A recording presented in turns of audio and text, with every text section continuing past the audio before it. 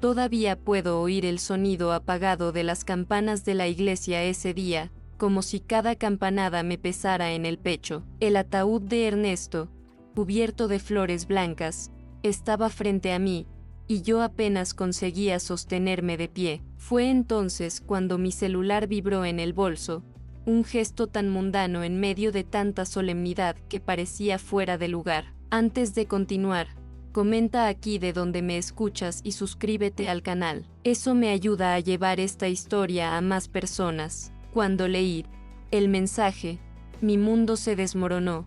Estoy vivo. No confíes en. El aire se me fue de golpe, como si me hubieran arrancado la respiración con las manos. No recuerdo si solté un grito o si apenas abrí la boca en silencio, pero sentí las piernas temblar, listas para derrumbarme frente al ataúd. ¿Cómo podía estar recibiendo eso justo en ese momento, cuando todos lloraban su muerte?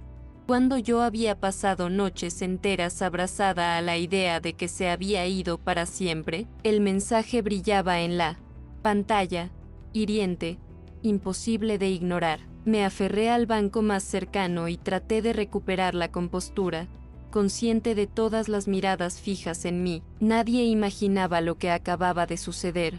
Nadie podía sospechar que en medio del velorio algo estaba rompiendo mi realidad en mil pedazos. Sentí un frío recorriéndome la espalda, y por un instante pensé que quizá estaba perdiendo la razón, que mi dolor me estaba jugando una mala pasada, pero las letras estaban allí, claras, innegables, como una sentencia que no podía borrar. Esa mezcla de duelo y desconcierto se convirtió en un peso insoportable. Todo lo que yo creía cierto, la confianza ciega en la vida que habíamos compartido, se tambaleaba frente a mis ojos. ¿Podía alguien jugar con mi dolor de esa manera? ¿Podía Ernesto realmente estar vivo? Ese instante, el más inverosímil de mi vida, fue también el inicio de una travesía que me obligaría a enfrentar no solo la memoria de mi esposo, sino también mi propia fe, mi cordura y la mirada implacable de un pueblo entero dispuesto a juzgarme. Antes de que todo se derrumbara,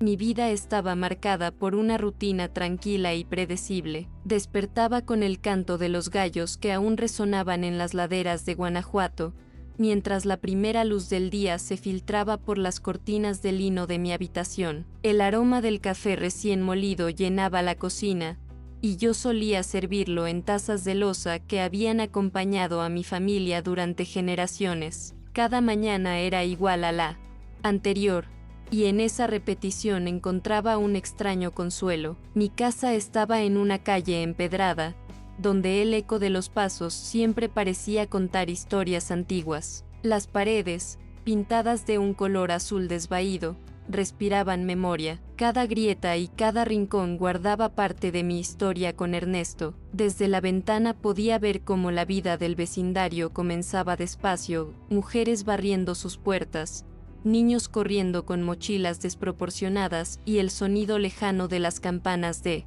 la parroquia marcando el inicio de un nuevo día. Guanajuato no solo era mi ciudad, era como una extensión de mi propio cuerpo. Sus calles estrechas, sus túneles oscuros y sus plazas llenas de murmullos me recordaban constantemente que vivía en un lugar donde todos se conocían. Era imposible pasar desapercibida. Cada gesto, cada palabra, podía ser comentada por los vecinos en cuestión de minutos. Eso me daba seguridad, pero también me encerraba en una red de expectativas que a veces resultaban asfixiantes. La parroquia era mi refugio espiritual y social. Allí encontraba un sentido de pertenencia que iba más allá de mi casa. Participaba en los coros, ayudaba a organizar eventos religiosos y me encargaba de adornar el altar en fechas importantes. El olor de las velas encendidas, la frescura del incienso elevándose hacia el techo y la penumbra interrumpida por vitrales de colores eran parte esencial de mi cotidianeidad. Sentía que mi fe y mi comunidad eran pilares que jamás se quebrarían. Ernesto y yo llevábamos más de 40 años de matrimonio. Nuestra relación estaba llena de silencios cómplices, pero también de rutinas inquebrantables. Él abría su tienda temprano, revisaba las cuentas y se aseguraba de que todo funcionara, mientras yo mantenía el hogar en orden. No era un matrimonio perfecto, claro está, pero era estable, predecible, sólido como esas montañas que rodeaban la ciudad y parecían protegerla de cualquier amenaza. Con Ernesto compartíamos cenas sencillas, casi siempre frijoles de la olla, tortillas hechas a mano y, en ocasiones, algún guiso especial cuando había motivo para celebrar. La sobremesa era breve porque él solía quedarse dormido frente al televisor o se perdía revisando facturas. Yo me quedaba en silencio,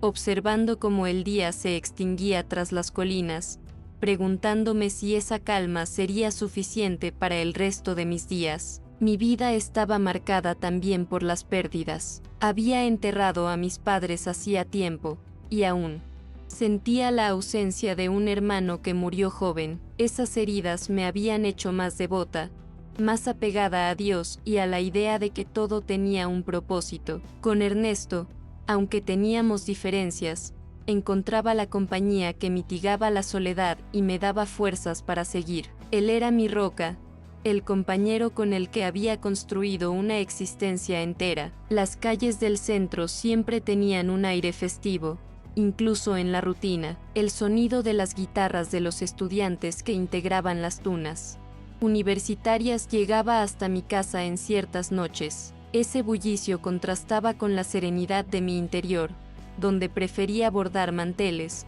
leer pasajes de la Biblia o preparar pan dulce para compartir con los vecinos. Sentía que mi vida era un tejido sencillo, pero resistente. Había aprendido a conocer a todos los rostros de mi barrio: la señora Julia, que vendía tamales en la esquina, el señor Manuel, que arreglaba zapatos, y los niños que jugaban a la pelota justo frente a mi puerta. La familiaridad de sus voces, de sus gestos cotidianos, era un recordatorio constante de que formaba parte de algo más grande que yo misma, y eso me daba paz. En las tardes, el sol caía sobre los cerros y pintaba de naranja los muros de las casas. Era mi momento favorito del día. Me sentaba en el patio trasero, escuchaba el canto de los pájaros y dejaba que el aire fresco me acariciara la piel. A veces pensaba que nada podría perturbar esa serenidad, que la vida, con todas sus dificultades, ya había encontrado un equilibrio para mí. La tienda de Ernesto era más que un negocio, era un punto de encuentro para el vecindario. Los clientes no solo iban a comprar, también iban a conversar, a pedir consejos, a compartir noticias. Yo veía con orgullo cómo mi esposo se había ganado el respeto de todos. Don Ernesto es un hombre honesto, repetían, y yo asentía en silencio, convencida de que esa era la verdad más grande de mi vida. La fe era el núcleo de mi existencia. Cada rosario rezado, cada misa dominical, reforzaba mi convicción de que mi camino estaba protegido. Incluso las velas que encendía en silencio tenían para mí un peso simbólico. Eran luces pequeñas que me recordaban que no estaba sola, que había algo superior velando por mí y por los míos. Mi rutina incluía visitas frecuentes al mercado, donde los olores se mezclaban en un caos delicioso: especias, flores frescas, frutas maduras, carnes recién cortadas. Cada compra era un ritual que me conectaba con la tierra y con las mujeres que, como yo, habían dedicado sus vidas al cuidado de sus familias. En ese entorno encontraba un sentido de comunidad que reforzaba mi identidad. Ernesto, aunque reservado, tenía un lado protector que me hacía sentir segura. Nunca me faltó techo, comida ni cuidados básicos. Su carácter fuerte y a veces inflexible lo hacía respetado, incluso temido por algunos, pero yo conocía su parte más tierna, aquella que se mostraba en pequeños gestos: un pan que me traía al anochecer,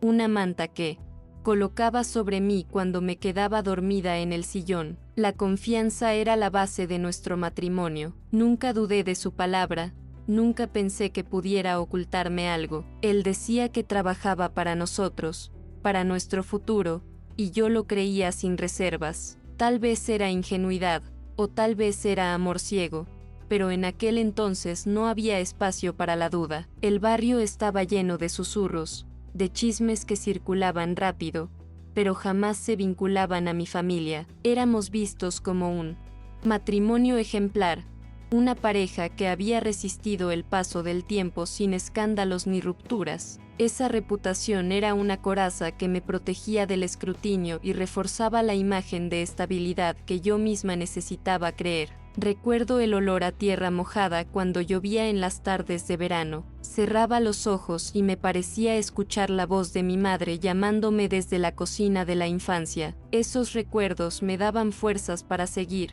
porque me hacían sentir parte de una continuidad, de una historia más grande que yo, y en esa continuidad, Ernesto era un punto firme, inamovible. En las noches, después de apagar las luces, solía escuchar el murmullo lejano de las calles aún despiertas. Ese murmullo era como una nana que me arrullaba hasta quedarme dormida. Creía que la vida seguiría igual, que nada cambiaría, que la rutina era una especie de pacto silencioso entre Dios y yo. Esa estabilidad, aunque melancólica, era mi refugio. Había aprendido a valorar los pequeños detalles, el olor del pan recién horneado, la tibieza del sol entrando por la ventana, el roce del mantel bordado sobre mis manos. Todo eso formaba el tejido invisible de mi vida, un tejido que yo creía indestructible. Si alguien me hubiera dicho entonces que mi mundo estaba a punto de resquebrajarse,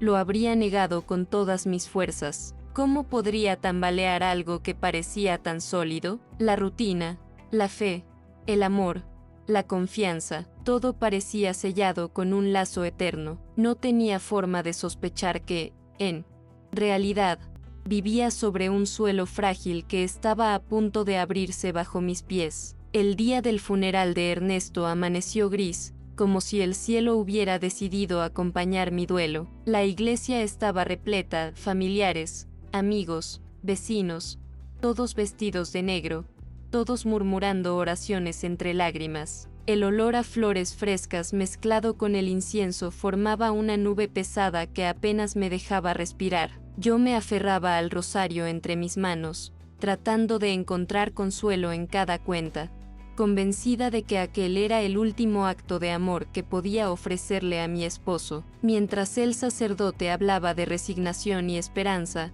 yo apenas escuchaba. Mi mirada estaba fija en el ataúd, cubierto con un manto blanco bordado en oro. En mi interior había un silencio extraño, un vacío que ni siquiera el llanto lograba llenar. De pronto, sentí una vibración en mi bolso, un sonido tan fuera de lugar que me hizo estremecer. No quise mirar al principio, pero algo dentro de mí me obligó a sacar el celular. Cuando vi el mensaje, sentí que el mundo giraba a mi alrededor. Estoy vivo.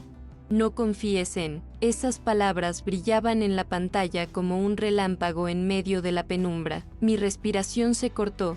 Mis manos comenzaron a temblar y un sudor frío me recorrió la frente. Miré de reojo a quienes estaban cerca de mí, pero nadie parecía darse cuenta de lo que pasaba. En ese instante, todo lo que yo creía verdadero se volvió incierto. Me aferré al banco de madera para no caer. El murmullo de las oraciones alrededor se convirtió en un eco lejano, como si la realidad estuviera a punto de desmoronarse. Sentí la urgencia de preguntar, de mostrar el mensaje, de gritar que aquello era imposible, pero algo en mi interior me detuvo. El miedo a parecer loca, a ser juzgada, me obligó a guardar silencio. El contraste era brutal. Mientras todos lloraban la muerte de Ernesto, yo no sabía si debía llorar o temblar de esperanza. Mis ojos se llenaron de lágrimas, no solo por la tristeza, sino por la confusión insoportable que me invadía. ¿Era un engaño cruel de alguien sin corazón? ¿O acaso mi esposo había fingido su muerte? La duda era tan fuerte que me dolía físicamente, como una presión en el pecho que me impedía respirar con normalidad. Apreté el celular con tanta fuerza que mis nudillos se pusieron blancos. Mi mente corría de un pensamiento a otro.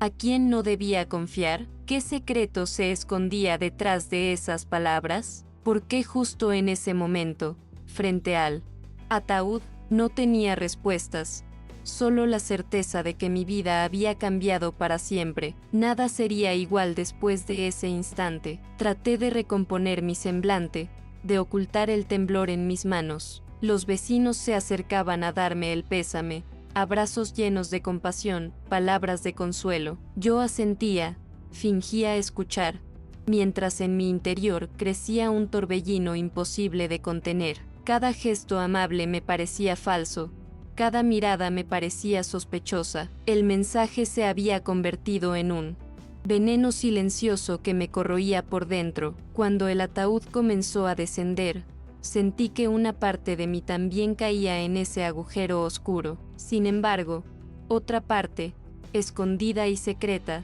se aferraba al mensaje como a una cuerda invisible que me impedía soltar del todo. Entre el dolor de la viudez y la sospecha de un engaño, nació en mí una herida nueva, una grieta que pronto se convertiría en abismo. La primera noche después del funeral fue insoportable. La cama se sentía demasiado grande, el silencio demasiado denso. El celular descansaba en la mesita de noche, como un testigo incómodo de lo que había ocurrido en la iglesia. No podía dejar de mirarlo, esperando que volviera a vibrar, temiendo al mismo tiempo que lo hiciera. El mensaje seguía allí, fijo en la pantalla, como una herida abierta que me negaba la paz. Con el amanecer llegaron los primeros comentarios de la familia. Mis hijos, aún devastados, me repetían que debía ser fuerte, que no podía dejarme consumir por la tristeza. Yo asentía en silencio, pero en mi interior gritaba una verdad que no me atrevía a compartir. ¿Cómo podía hablarles del mensaje? ¿Cómo confesar que quizás su padre no estaba muerto? Temía que me miraran con lástima, que pensaran que había perdido la razón. El vecindario entero parecía haber decidido acompañarme en mi luto. Cada visita traía palabras de consuelo, bandejas de comida, promesas de oración. Yo los recibía con una sonrisa quebrada, pero en mi interior todo era sospecha. Miraba a cada persona como si pudiera estar escondiendo algo. El mensaje no solo me había sacudido a mí, había puesto en duda la confianza en todos a mi alrededor. Fue al tercer día cuando recibí el segundo mensaje. El número era nuevamente desconocido. Esta vez solo decía, no digas nada, observa. Las palabras me hicieron estremecer. El miedo se volvió físico. Sentí el estómago contraerse, el corazón golpear fuerte en mi pecho. Al mismo tiempo, una chispa de certeza creció dentro de mí. Esto no podía ser una simple broma. Había un propósito detrás de cada palabra. Comencé a observar, como me pedían, y en esa vigilancia silenciosa descubrí cosas que antes pasaban desapercibidas. Noté cómo algunos vecinos evitaban mirarme a los ojos, como ciertos familiares cuchicheaban entre ellos apenas me daba la vuelta. El mundo cotidiano que había creído transparente se convirtió en un escenario de sombras y medias verdades. Cada gesto adquiría un peso nuevo, como si escondiera un secreto. La tensión con mis hijos creció rápidamente. Una tarde, sin poder contenerme, les mencioné que había recibido mensajes extraños. Esperaba comprensión, pero en lugar de eso vi en sus rostros una mezcla de preocupación y enojo. Mamá, estás confundida por el dolor, me dijo mi hija mayor, con una voz tan condescendiente que me hirió profundamente. No inventes cosas,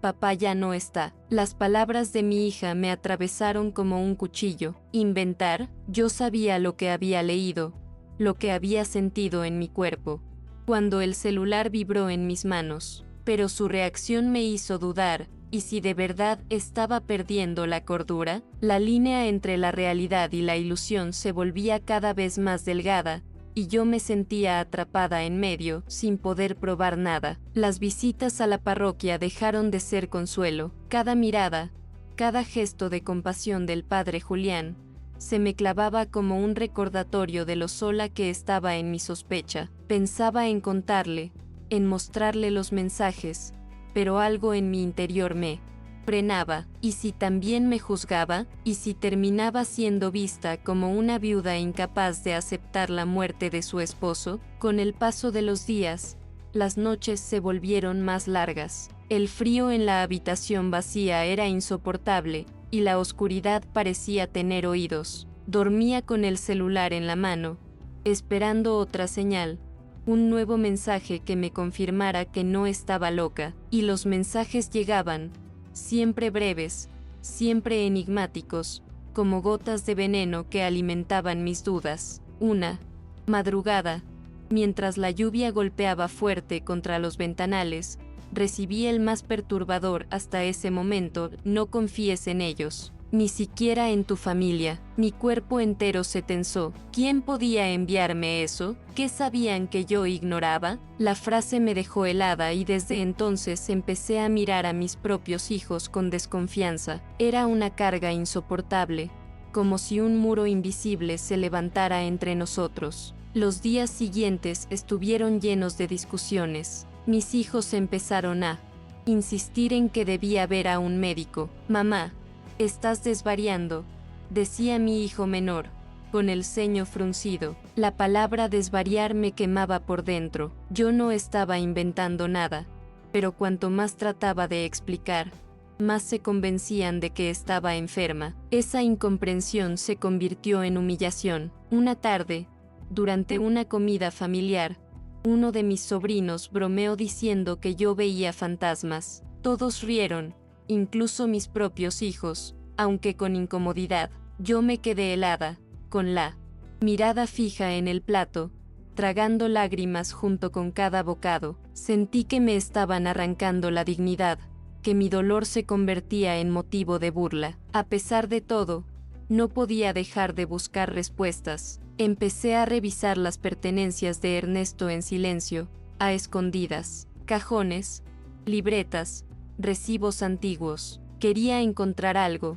cualquier pista que explicara lo que estaba pasando, y aunque no encontré pruebas contundentes, sí hallé documentos que nunca había visto antes, nombres y cifras que no entendía. Eso alimentó aún más mis sospechas. El vecindario, que al principio parecía un refugio, empezó a volverse hostil. Escuchaba los murmullos cuando salía al mercado, las miradas rápidas que se cruzaban entre las mujeres que antes me saludaban con afecto. Está perdiendo la cabeza, decían. Yo fingía no escuchar, pero cada palabra me perforaba como una espina. La reputación que había construido durante toda mi vida comenzaba a resquebrajarse. Una tarde, mientras caminaba de regreso a casa, sentí que alguien me seguía. Los pasos detrás de mí eran claros, firmes, demasiado cercanos. Aceleré el paso, mi respiración se agitó, pero cuando me atreví a mirar, la calle estaba vacía. Regresé a casa con el corazón desbocado, convencida de que alguien me vigilaba. Esa sensación se volvió recurrente, como si las sombras de Guanajuato se hubieran vuelto mis enemigas. El miedo comenzó a reflejarse en mi cuerpo. Bajé de peso, mi piel se volvió pálida, mis manos temblaban incluso. En reposo, mi hija insistía en que debía medicarme, que lo mío era depresión. Yo asentía para no discutir, pero en mi interior estaba convencida de que lo que me ocurría no era una enfermedad, sino una verdad que nadie quería ver. Cada vez que intentaba hablar del tema, me encontraba con miradas de incomodidad, silencios pesados, frases que buscaban cambiar de conversación. Era como si hubiera un pacto tácito para mantenerme en la oscuridad. Esa complicidad silenciosa me aterraba más que los mensajes mismos. ¿Qué sabían ellos que yo no? Las noches se transformaron en un campo de batalla. Me revolvía en la cama, repasando cada detalle de mi vida con Ernesto, buscando señales que antes hubiera pasado por alto. ¿Había mentido en algo? ¿Había ocultado partes de su vida? Recordaba sus viajes repentinos, sus noches en las que decía estar ocupado con papeles. De pronto, lo que antes parecía rutina ahora me parecía sospechoso. El mensaje inicial, ese estoy vivo, se repetía en mi mente, como un eco interminable. Me preguntaba si de verdad quería que fuera cierto. ¿Qué pasaría si Ernesto regresaba? ¿Podría perdonarlo por haberme hecho pasar por su viuda? ¿O lo odiaría por haber destruido la vida que creía segura? El dolor y la esperanza se mezclaban en un torbellino imposible de contener. Mi fe, que había sido siempre mi sostén, empezó a resquebrajarse. Rezaba, pedía señales, pero el silencio de Dios me parecía ensordecedor. En la parroquia me sentía cada vez más fuera de lugar, incapaz de sostener las miradas de quienes me conocían de toda la vida. El altar ya no me consolaba, el incienso ya no me daba paz. Todo se volvió un recordatorio de mi soledad. En medio de esa tormenta, recibí otro mensaje que me heló la sangre: no vayas a la policía, ellos también mienten. Sentí un vértigo insoportable. Si ni siquiera podía confiar en las autoridades, ¿qué opciones me quedaban? El mundo se redujo a un laberinto de sospechas, donde cada salida estaba bloqueada por el miedo.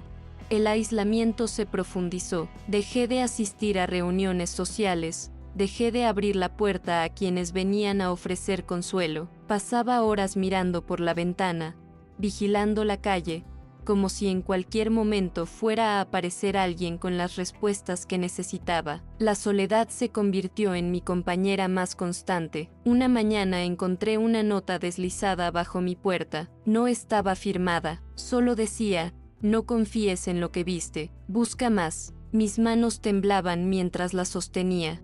Era la primera vez que la amenaza dejaba de ser digital y se volvía física, tangible. Aquella hoja doblada se sintió como una prueba de que yo no estaba imaginando nada, pero también como una confirmación de que estaba en peligro real. Intenté compartir la nota con mi hija, pero su reacción fue devastadora. La leyó en silencio, suspiró y la rompió frente a mí. Mamá, esto es suficiente, dijo con firmeza. No puedes seguir con estas fantasías. Vi cómo los pedazos de papel caían al suelo, como si junto con ellos se rompiera también la poca confianza que aún nos unía. El dolor de no ser creída era tan grande como el de haber perdido a Ernesto. Me sentía atrapada en un duelo doble, el de un marido ausente y el de una familia que ya no confiaba en mí. La humillación de ser tratada como una mujer desequilibrada me consumía, y sin embargo, algo dentro de mí se negaba a rendirse. Empecé a escribir en un cuaderno cada detalle, cada mensaje, cada mirada sospechosa. Era mi forma de aferrarme a la realidad, de tener un registro que demostrara que todo había ocurrido de verdad. Ese cuaderno se convirtió en mi único confidente, el único lugar donde podía contar mi verdad sin miedo a ser juzgada. El conflicto no solo me alejaba de los demás, también me estaba transformando. Ya no era la mujer tranquila y resignada que había sido toda la vida. Me descubría alerta, desconfiada, con una determinación que no reconocía en mí misma. El dolor se estaba convirtiendo en fuerza y aunque el precio era alto, intuía que ese cambio sería irreversible. La última vez que recibí un mensaje antes de tomar una decisión crucial fue una madrugada silenciosa. Decía simplemente: si quieres la verdad, búscala tú misma. Esa frase me encendió por dentro. Por primera vez no sentí miedo, sino una chispa de valor. Entendí que no podía seguir esperando señales, que debía salir a enfrentar lo que fuera que se escondía detrás de todo aquello.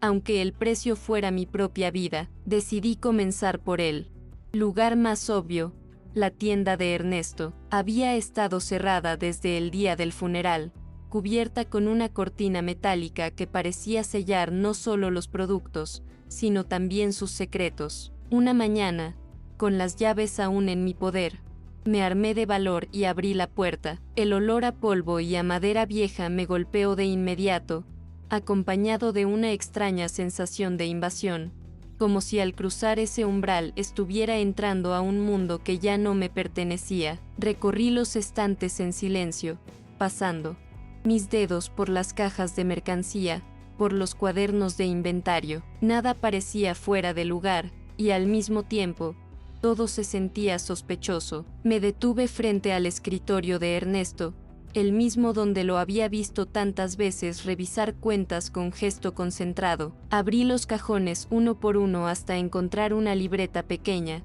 escondida bajo un falso fondo. Mis manos temblaban al pasar las páginas llenas de nombres y cifras desconocidas. El corazón me latía tan fuerte que podía escucharlo en mis oídos. Cada página de esa libreta era como un golpe de martillo, revelando que Ernesto había llevado una vida paralela que yo ignoraba. Transacciones ocultas, pagos, nombres repetidos. Sentí que el suelo se abría bajo mis pies. ¿Quién era realmente mi esposo? ¿Qué secretos había protegido con tanto celo durante todos esos años de matrimonio? Un ruido detrás de mí me hizo sobresaltar. Cerré la libreta con brusquedad y me giré, convencida de que alguien me estaba vigilando. Pero no había nadie, solo el eco de mis propios pasos y el crujido de la madera al contraerse con el calor. Aún así, el miedo me hizo apretar la libreta contra el pecho, como si al hacerlo pudiera protegerme de lo que estaba por descubrir.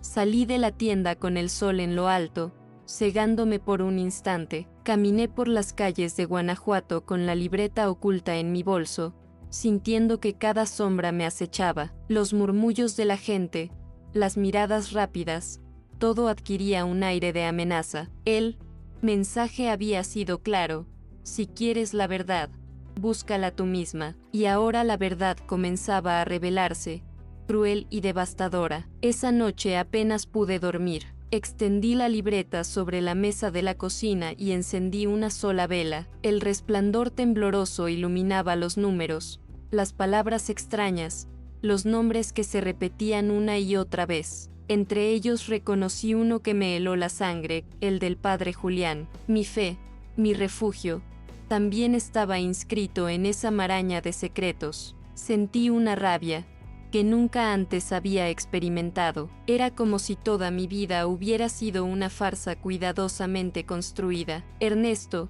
el esposo ejemplar, la parroquia, el refugio sagrado, mi familia, el círculo protector. Todo estaba contaminado. La traición no era solo de un hombre, era del mundo entero en el que había confiado ciegamente. De repente, un golpe seco resonó en la puerta. Me quedé inmóvil, con la vela parpadeando y el miedo apretándome el estómago. No abrí, permanecí en silencio, conteniendo la respiración, hasta que los pasos se alejaron. Ese instante me confirmó que lo que estaba descubriendo era peligroso, que había fuerzas activas dispuestas a mantenerme en la ignorancia. Las lágrimas comenzaron a rodar por mi rostro, no solo de miedo, sino de una fuerza nueva que me ardía por dentro. Si Ernesto seguía vivo, si de verdad había fingido su muerte, debía encontrarlo. No importaba el costo, ya no podía permitir que los demás decidieran por mí, que me encierren en el papel de viuda. Confundida, la verdad, aunque me destruyera, era ahora mi única meta. Me levanté de la mesa, cerré la libreta y la guardé en mi bolso. Afuera, la noche era espesa, y las calles parecían más estrechas que nunca, pero dentro de mí había una certeza que jamás había sentido.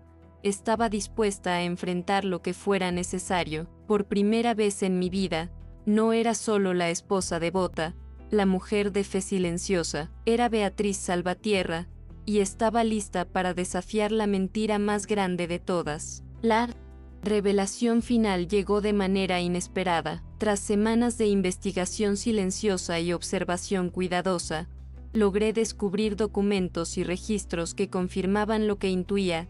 Ernesto no había muerto de manera natural, sino que había planeado su desaparición. Sus negocios turbios, ocultos bajo la fachada de un comerciante respetable, lo habían puesto en peligro, y fingir su muerte era su única salida. La verdad me golpeó como un rayo. El hombre que había amado durante más de 40 años había construido una vida paralela, y yo había vivido en la ilusión de su honestidad. Sentí un dolor profundo y mezclado con liberación. La traición era inmensa, sí, pero al mismo tiempo me liberaba de la mentira silenciosa que me había mantenido atada a un mundo que no existía. Pude llorar, no solo por la pérdida de un esposo, sino por la pérdida de la imagen que había tenido de él. Era un duelo doble, uno por el hombre que creí conocer, y otro por la mujer que fui antes de enfrentar esta verdad. Por primera vez, entendí que mi fortaleza no dependía de Ernesto ni de la aprobación de nadie más. Me senté en el patio trasero de la casa, con el sol cayendo sobre las calles empedradas, y respiré hondo. El viento me acariciaba el rostro, y sentí que, aunque marcada por la traición, había renacido de alguna manera. El dolor se mezclaba con un sentimiento de poder, el poder de reconstruir mi vida según mis propias reglas. Decidí que no buscaría reconciliaciones imposibles ni explicaciones que me fueran negadas. No necesitaba perdonar a Ernesto ni justificarme ante nadie. La verdad, por más dura que fuera, me pertenecía, y era suficiente para sostener mi nueva libertad. Comencé a reorganizar mi casa, mis rutinas, mi mente. Cada pequeño acto de autocuidado se convirtió en un símbolo de resiliencia. Mi relación con la familia cambió. Aunque algunos seguían dudando de mis capacidades para tomar decisiones, yo ya no buscaba su aprobación. Comencé a establecer límites claros, a decir lo que pensaba sin temor al juicio. La misma comunidad que antes me había observado con desconfianza empezó a percibir un cambio. En lugar de la viuda débil, vieron a una mujer que había encontrado su voz y su fuerza en medio de la adversidad. La parroquia, aunque seguía siendo un lugar importante en mi vida, dejó de ser un refugio exclusivo. Participaba en las actividades, sí, pero ahora desde un lugar de conciencia propia. Aprendí a separar mi fe de la necesidad de validación externa, entendiendo que Dios me acompañaba sin importar las críticas de los demás. Cada oración tenía un nuevo sentido, un sentido de empoderamiento y autoconocimiento. El proceso fue lento y doloroso, pero con cada día sentía como el miedo disminuía y la claridad aumentaba. La traición de Ernesto dejó cicatrices profundas, pero también me enseñó a confiar en mí misma, a depender menos de otros para validar mi vida. Descubrí que mi fortaleza no era silenciosa, sino activa, decidía, actuaba y, sobre todo, vivía con una nueva conciencia. Finalmente, comprendí que la historia de mi vida no terminaba con la mentira de mi esposo. Había un camino más allá del dolor y la traición, un camino que me pertenecía a mí y solo a mí. Empecé a planear proyectos personales, viajes, encuentros, todo aquello que antes hubiera sentido prohibido o imprudente. Mi vida, por primera vez en décadas, estaba en mis manos. En el silencio de la noche, mientras las luces de Guanajuato brillaban a lo lejos, me prometí a mí misma nunca más vivir por la aprobación de otros ni por ilusiones ajenas. Cada respiración, cada decisión, cada paso era un acto de libertad, y aunque el recuerdo de Ernesto seguiría allí, ya no me definía. Yo me definía por mi fuerza y por la capacidad de renacer después de cada tormenta. Historias como esta no pueden más quedarse en silencio. Aprendí que la verdad, por más dolorosa que sea, tiene un poder transformador. Y aunque el engaño puede romper la confianza, también puede despertar la valentía que todos llevamos dentro. Ahora sé que puedo vivir plenamente, con ojos abiertos y corazón firme, y esa certeza se ha vuelto la herencia más valiosa que Ernesto jamás me podrá arrebatar.